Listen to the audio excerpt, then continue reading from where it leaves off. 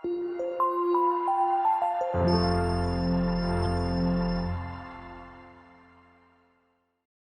dumako na tayo sa ating pag-aaral. Judges chapter 13, verse 1. Medyo mahaba-haba po itong mga babasahin po nating mga talata. Meron pong 25 verses ang chapter 13 ng Book of Judges. At ang babasahin po natin ay halos lahat ng verses. 23 verses. Tumayo po tayong lahat. Babasahin ko yung verse 1. And the children of Israel did evil again in the sight of the Lord. Hindi ito yung unang beses na nagrebelde at tumalikod sa Diyos ang mga Israel. Maraming beses. Sapagkat ang sabi ng Bible, again. Dati na nilang ginawa ito at inulit nila.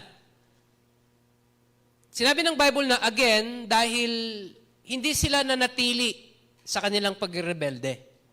Nagrebelde sila, pinarusahan ng Panginoon, nagsisi, na-restore ng Diyos, pinagpala sila ng Panginoon, then sa kalagitnaan ng pagpapala, tumalikod uli, nakalimot sa Panginoon, nagrebelde uli, pinarusahan uli, nagsisi, na-restore ng Panginoon, so umiikot lang yung spiritual status ng Israel.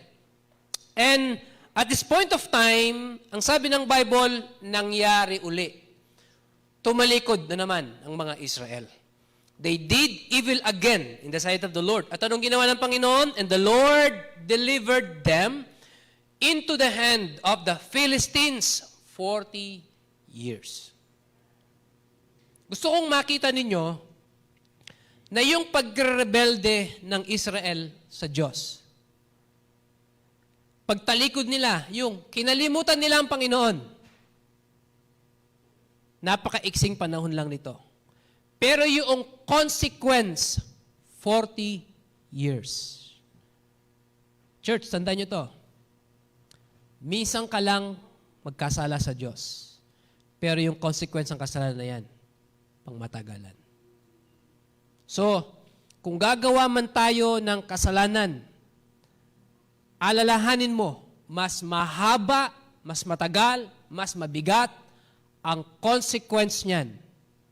Dito nangyari. 40 years. Verse 2.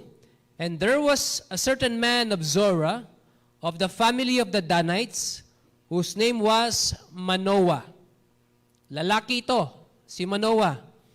And his wife was barren and bare not. Baog.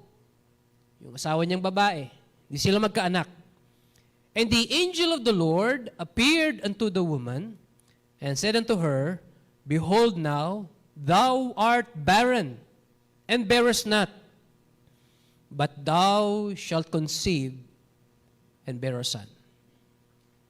Baog ka, hindi ka magkaanak.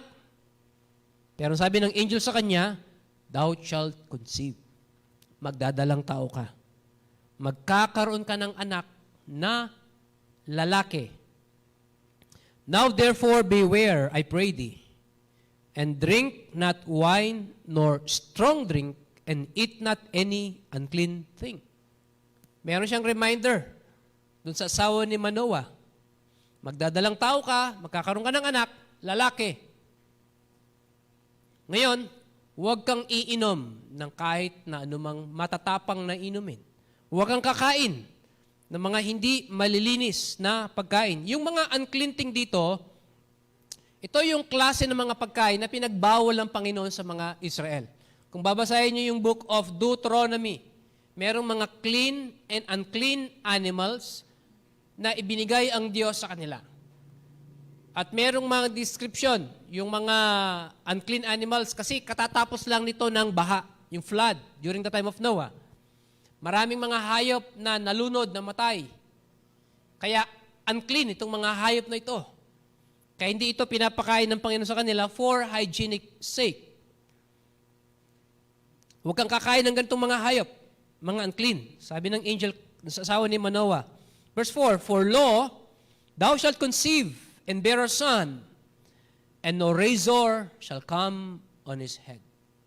Hindi gugupitan yung buhok niya. Walang talim na dadapo sa kanyang ulo.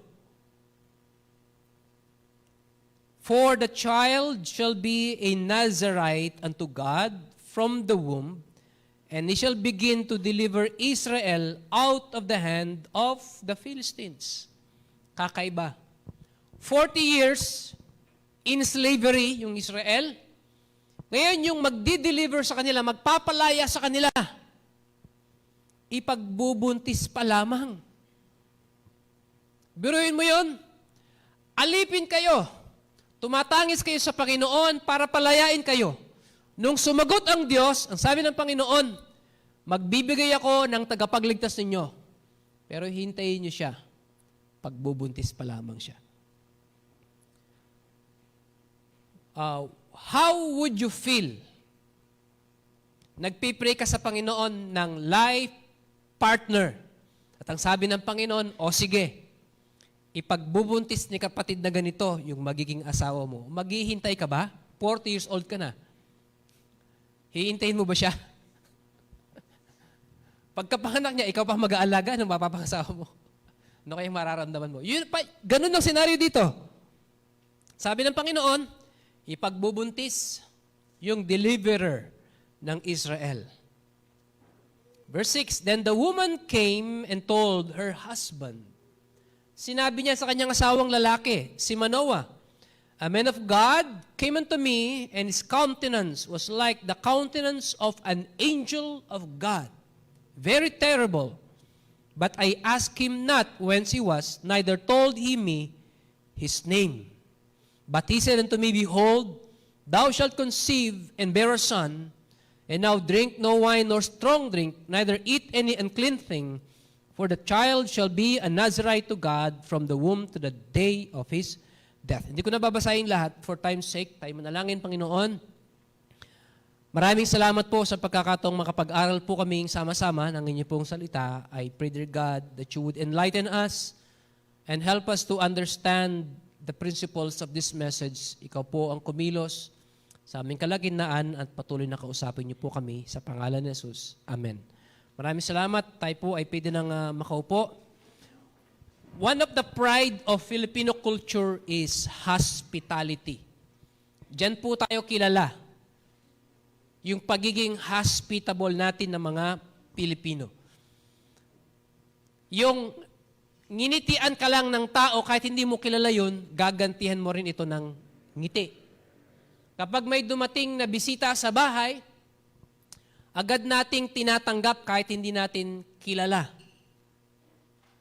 Because we are known for being hospitable. Yun yung pride natin.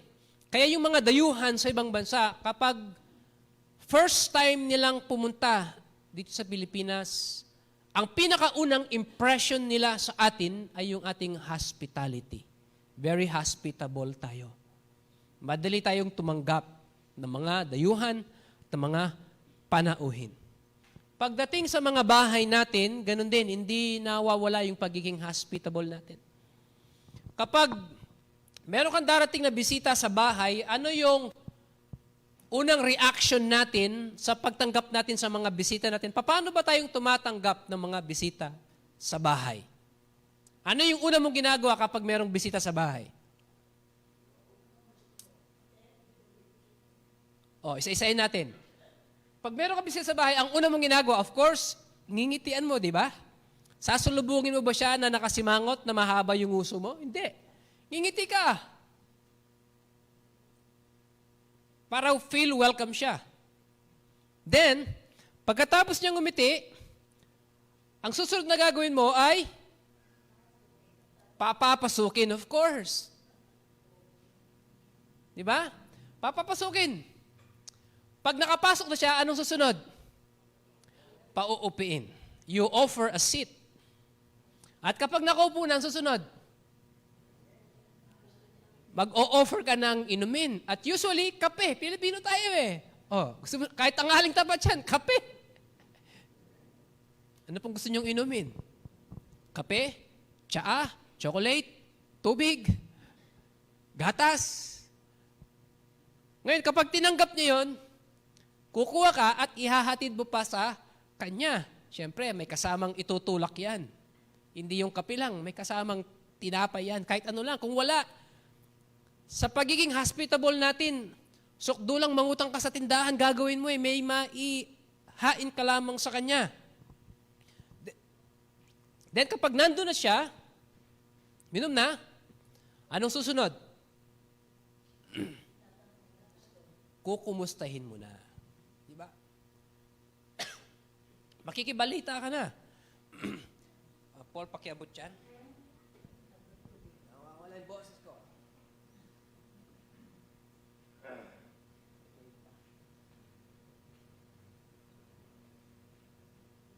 Sabi ni Brother Oscar pag ako may inumin, may kulay pa.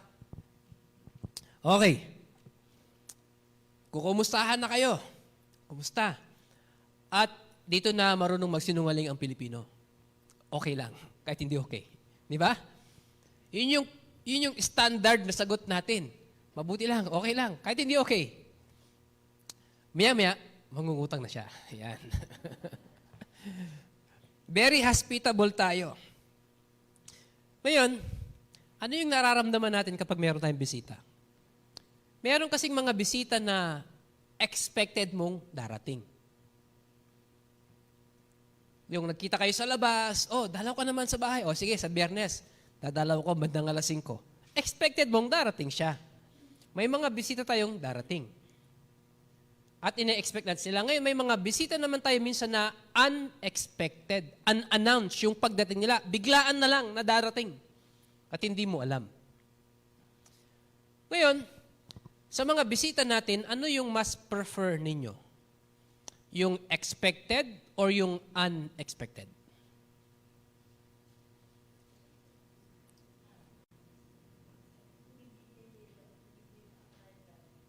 Mas gusto ni Nela Segundina yung unexpected. Yan yung mga naniningil ng utang. Unexpected. Kasi hindi nag-a-announce ang mga yan kung kailan maniningil eh. Diba? So anong gusto nyo? Yung unexpected o yung expected? Mas mainam na yung expected. Makakapag-ready ka. Diba? Makakapagwalis ka sa bakuran, makakapaglinis ka sa bahay, may tatago mo yung isang bundok na labada, yung CR nyo, malilinis mo. Kasi nakakahiya, biglang darating na lang, hindi mo alam kung saan mo itatago yung dumi sa bahay eh. Kaya maganda yung, alam mong may darating. Makakapag-ready ka. Malilinis mo yung bahay. Kaya mas maganda yung expected mo yung darating. Ngayon, sa mga bisitang dumarating sa bahay natin, may dalawang klase. Yung mga bisitang gusto nating bumisita sa atin, at yung mga bisitang ayaw nating bumisita sa atin. Sino yung mga yon? Yung mga bisita na una, may dalang blessing or magandang balita. Yung mga bisitang gustong-gusto natin na dumarating. At meron namang mga bisitang ang dala masamang balita o di kaya kung hindi maniningil, mangungutang. Yun yung mga ayaw nating bisita. Ngayon, kung mamimili tayo, mas prefer natin of course, yung bisitang may dalang blessing. O di kaya may dalang balita. Amen ba? Pero hindi natin maiiwasan, iba-iba, yung klase ng mga bisitang dumarating sa atin. Minsan may mga bisitang ang dala, masamang balita. Minsan naman, ang dala, biyaya. Minsan naman, masamang balita. Minsan naman, kundi maniningil, mangungutang. Iba-iba yung klase ng mga bisitang dumarating sa bahay natin. In the Bible, God oftentimes pay special visit to His people. Si Abraham, dinalaw ng Diyos. Sabi ng Diyos kay Abraham, lisanan mo ang iyong bayan at pumaroon ka doon sa lugar na ituturo ko sa iyo. Iwan mo ang iyong lahi, ang dadalhin mo lang yung pamilya mo. Dinalaw ng Panginoon si Abraham. And Abraham left the land of Ur. Dinalaw ng Panginoon si Jacob. At nakipag-wrestle pa si Jacob sa Panginoon. Ang sabi ni Jacob, hindi kita bibitawan hanggat hindi mo ko binibless. At pinangako ng Panginoon ng blessing kay Jacob. Kasabay nun, nasira yung tagiliran ni Jacob dahil nakipagbuno siya sa Panginoon. Si Gideon, dinalaw ng Panginoon dun sa kanyang kuweba habang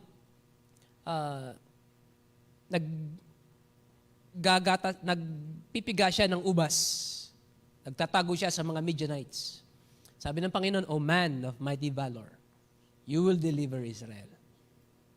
Dinalaw ng Panginoon si Gideon. Si Moses, dinalaw ng Diyos in a burning bush. Si Mary, dinalaw ni Angel Gabriel para ibalita na magdadalang tao siya. Ganon din yung kanyang pinsan, si Elizabeth, dinalaw din ng Panginoon. Yung mga shepherd, dinalaw ng Panginoon sa field habang sila nagpapastol ng tupa. What would be like kung ang Diyos dadalaw sa bahay natin? Kung dadalawin tayo ng Panginoon. So I would like to bring you a message entitled, A Visit from God. Yung pagdalaw ng Diyos. Katatapos lamang po ng local election natin. May mga kapitan na humabol, may mga SK na mga humabol, may mga nanalo of course, mas maraming mga natalo. Ngayon, dumalaw sa isang bahay at nakita niya na napakahirap ang buhay ng pamilyang ito na dinalaw niya. Walang laman niyang palabigasan, yung mesa may nakatakip ng ulam pero nakita puro mga ulo lang ng mga isda. Ang sabi niya sa tanod na kasama niya, dalhin niyo ng isang kabang bigas ito at bigyan niyo ng 2,000 para may pang-ulam sila. Nabalitaan ng kapitbahay. Ang sabi ng kapitbahay, sana dalawin din ako ni Kap. Dahil merong dalang biyaya, di ba? Ngayon, when God visits His people, two things would happen. Number one, sometimes God will visit with a judgment. And oftentimes, God will visit with a blessing. Pero, ang Panginoon kapag dumalaw siya, kahit judgment ang dala niya, this is still considered a blessing. Because after the judgment, cleansing will come next, and the blessings of God will start to flow. Sapagkat hindi pwedeng padaluin ng Panginoon ang kanyang biyaya sa buhay natin unless malinis muna niya yung dadaluyan ng pagpapalang ito. Sa mga talata na binasa po natin, we see a couple, Manoah and his wife, visited by God. Ano yung meron sa kanila? Bakit dinalaw sila ng Panginoon? At ano yung pwede nating makita, na pwede nating tularan upang tayo ay dalawin din ng Diyos sa mga buhay natin? Anong klaseng mga tao yung dinadalaw ng Panginoon? Makikita po natin that Israel were enslaved. Naging alipin sila ng mga Philistines 40 years. And during these 40 years, tuluyan ng kinalimutan ng mga Israel ang Diyos at natutunan nilang sambahin ang mga Diyos ng mga Philistines. They worship Baal. Kahit na ang mga Israel sumasamba kay Baal, meron pa ring mag-asawa na hindi nila ipinagkanulo ang kanilang Diyos, na natili pa rin silang tapat sa Diyos, na natili pa rin silang loyal kay Yahweh, kay Jehovah. At ito si Manoah at ang kanyang may bahay. They remain faithful in spite of their surroundings.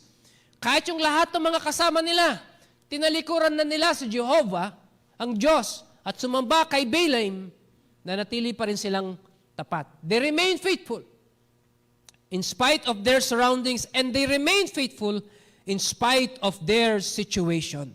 Sa verse 2, ang sabi ng Bible na yung asawa ni Manoah ay barren. Hindi magkaanak. pero nanatili pa rin silang tapat sa Panginoon. Hindi nila hinayaan na yung sitwasyon nila ang magdikta ng kanilang spiritual status.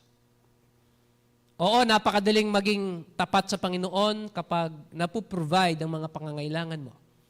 Kapag komportable ang buhay, kapag masagana ang buhay, kapag konbinyente ang buhay, kapag walang problema, napakadaling magtapat at maglingkod sa Panginoon. Paano kung may mga panalangin kang hindi tinutugon ng Diyos?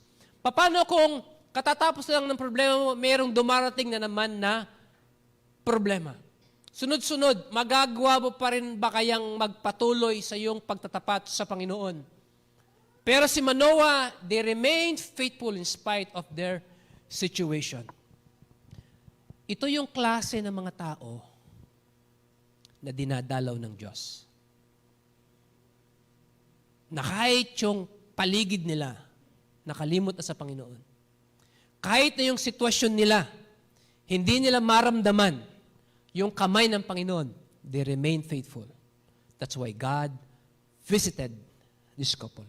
Dinalaw ng Panginoon itong mag-asawang ito. And I would like to encourage you, church, kung meron kang pinagdadaanan ngayon at pakiramdam mo parang kinalimutan ka ng Panginoon, stay faithful. Time will come, God will visit you. Number 2, anong klase ng mga tao yung dinadalaw ng Panginoon? God visits those who hear Him. Yung mga nakikinig sa Kanya. Mababasa natin sa verse 8 na si Manoah, nakiusap siya doon sa angel na dumalaw sa kanila.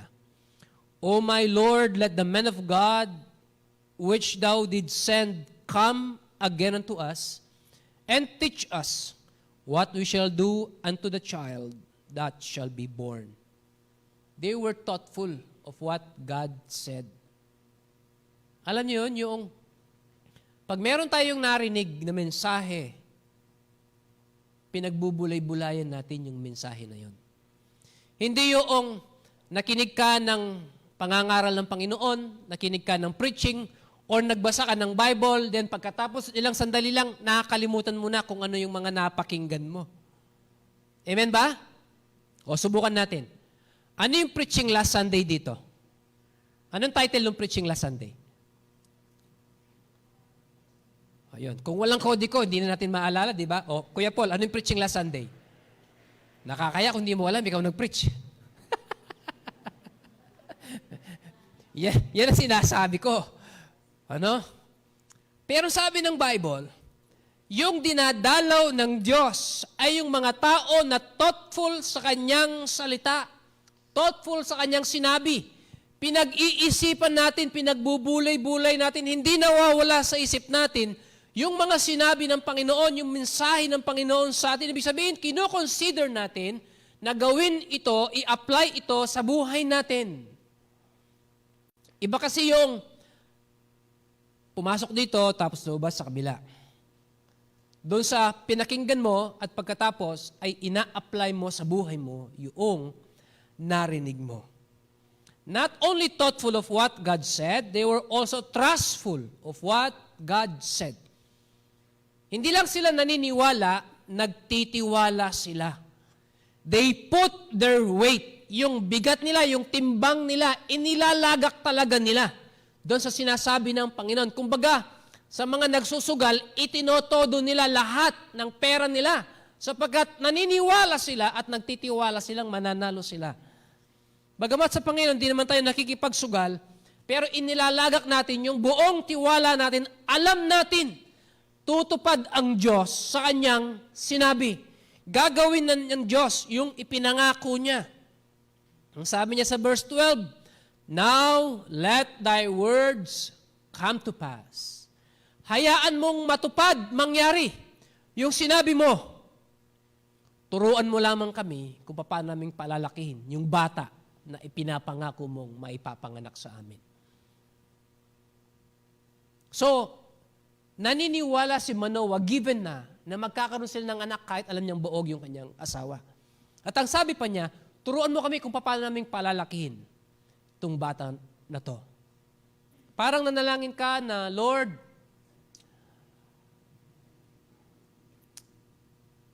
sana po bigyan niyo po kami ng panghanda itong darating na Kapaskuhan. Tapos tatanungin mo yung mga anak mo, anong gusto niyong handa? Daddy, wala naman tayong pera. Dahil naniniwala ka na ipuprovide ng Panginoon yung pangangailangan mo, kaya given na sa'yo yung sagot ng Panginoon, pinaghahandaan mo na lang kung papaano mo ipiprepare yung blessing na yun. So God visit those who hear Him, yung mga nakikinig sa Kanya. Amen? So tandaan niyo yung title ng preaching natin, ha? Baka itanong ko next Sunday. Anong title ng preaching natin? Ha? A visit from God. Number 3, God visit those who hallow Him. Ano yung hallow? Great respect and reverence. Mataas na respeto at paggalang sa Panginoon. Kaya dinalaw ng Panginoon itong mag-asawang ito. Because they have great respect and reverence to God. Alam nyo, napakadali sa atin sa church ang mag-worship kapag marami kang kasamang nag-worship. Napakadali ang maglingkod pag maraming kang kasamang naglilingkod. Paano kung mag-isa ka na lang? Karamihan ng mga kasama mo, huminto na, nag-quit na, nagsawa na, mag-isa ka na lang. Choir practice, tatlo na lamang kayo. Magpa-practice yung mga instrumentalist, 2 na lamang sila. Parang ang bigat, ang hirap, Magtataka ka, bakit wala sila? Bakit kami na lang? Sa susunod, parang ayaw mo na din. Pero sina Manoah, nagpatuloy sila sa Panginoon. Kahit huminto na yung buong lahi nila, and yet, they remain. Nanatili pa rin sila sa Panginoon. Ibinigay pa rin nila yung mataas na respeto at paggalang sa Panginoon. Yun yung halo. Paano bang nireveal ng Panginoon yung sarili niya sa mga ito? Verse 6, Then the woman came and told her husband, saying, A man of God came unto me. 3 yung description niya. Ang sabi niya, a man of God. Alam niya, lingkod ng Diyos yung dumalaw sa kanila. A man of God came unto me. Number 2, ang sabi niya, his countenance was like the countenance of an angel of God. Yung tindig niya, yung tayo niya, ay katulad ng anghel ng Diyos. So sinasabi niya sa atin dito na yung asawa ni Manoah, nakakita na siya ng anghel dati. Kasi hindi naman niya maiko-compare yung lalaking ito sa isang anghel kung hindi pa siya nakakita ng anghel. Most likely, nakakita na siya ng anghel dati kung kaya't na i-compare niya itong panauhin nilang ito. Yung tindig niya, yung tayo niya, yung itsura niya, katulad halos ng anghel ng Diyos. Then, very terrible. Yung terrible, it does not give us a picture na nakakatakot siya. Kundi yung transliteration ng terrible dito, it gives us an indication that this creature has the appearance of being adorable. Kaibig-ibig siya. Ito yung itsura nung panauhin nila. In the Old Testament, oftentimes, God would visit His people physically. At ang tawag po natin dito ay theophany. Yung pre-Bethlehemic appearances of the Lord Jesus Christ in the Old Testament. At ang ginagamit ng Panginoon, nakatauhan niya ay mga anghel. Make no mistake, yung mga anghel na binabanggit po niya dito ay hindi katulad nung image na alam natin na merong halo sa ibabaw ng ulo niya tapos merong isang parasang pakpak sa likod. Yung mga angel po dito sa Old Testament do not have wings. Sila ay katulad lang ng typical na mga tao. Wala silang pakpak, wala silang halo. Katulad sila ng mga tao. Pero mararamdaman yung aura na dala nila na hindi ito normal na tao, hindi ito ordinaryong tao. Kaya nasabi nung asawa ni Manoah, It has the countenance of an angel of God. Minsan may mga pangyayari sa buhay natin that are extraordinary. At alam natin na ito yung pagdalaw ng Diyos sa atin. May mga taong darating sa buhay natin, hindi natin kilala, hindi natin alam kung saan sila nanggaling, anong pakay nila, pero meron silang dalang mensahe sa atin. Meron silang dalang mensahe. Minsan masama, minsan mabuti. Meron silang dalang biyaya. At minsan naman, may dala silang judgment. Ito yung pagdalaw ng Diyos. At ganitong paraan, dumalaw ang Panginoon sa mag-asawang ito. Ano man yung dala ng anghel na ito, ibinigay pa rin ng mag-asawa yung paggalang nila sa Kanya. Yung fear nila. Verse 15, and Manoah said unto the angel of the Lord, I pray thee, let us detain thee. Ipahintulot mong pigilan ka namin. Dumito ka muna, huwag ka munang umalis, until we shall have made ready a kid for thee. They wanted to offer a sacrifice sa kanilang panauhin. Ito yung paraan nila para i-honor nila ang Panginoon. Yung magkaloob sila sa Kanya. Mag-offer sila ng sacrifice sa Kanya. Alam niyo, one of the best way na kapag tayo ay nagbibigay ng offering natin, kahit anong offering man yan, tithes, offering, building project, ano man yan, bago mo ilagay yung offering mo dyan, sabihin mo sa iyong sarili, Lord, I wanted to honor you. Yun ang banggitin mo sa iyong puso. Lord, I wanted to honor you. Sa ganung paraan, nagkakaroon ng impact sa iyo yung pagbibigay mo sa Panginoon. Because you do not casually give. Nagbibigay ka because you wanted to honor God. And those are the kind of people that God visits. Yun yung klase ng mga tao na dinadalaw ng Panginoon. Anong klaseng Kristiyano ba tayo sa harapan ng Panginoon?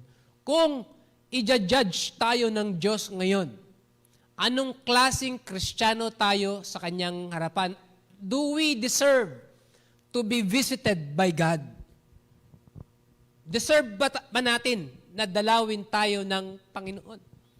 Alam nyo, yung mga politician, namimili lamang sila ng mga taong dadalawin nila. Minsan, kapag in-invite mo sila, oo, pauunlakin nila yung invitation mo. But it does not mean na sila mismo yung darating. Aalamin muna nila anong klaseng okasyon yan, sino yung mga tao na pupunta dyan, saan gagawin yan, anong gagawin ko dyan. Ngayon, kapag hindi sila komportable, magpapadala sila ng representative nila. Hindi sila yung pupunta. But God, oftentimes, will send representatives. Pero alam nyo, it would be better kung ang Diyos mismo ang dadalaw sa atin. Amen? And when God visit us, surely He will visit with a blessing. Mayroong pagpapala. Alam nyo, iba-iba po yung pinagdadaanan natin sa buhay. And we are all craving na dalawin din tayo ng Diyos. May problema ka, may pangangailangan ka, na kailangan mo ng himala para umayos ang buhay. Ang kailangan natin ay yung pagdalaw ng Panginoon. We need the visitation of God. Madalas marinig niyo po sa akin kapag pastoral prayer, inihingi ko sa Panginoon, Lord, dalawin niyo po kami. Because we need God to visit us. Kailangan natin ang pagdalaw ng Panginoon. And when God visits, surely, it is with a blessing. Amen?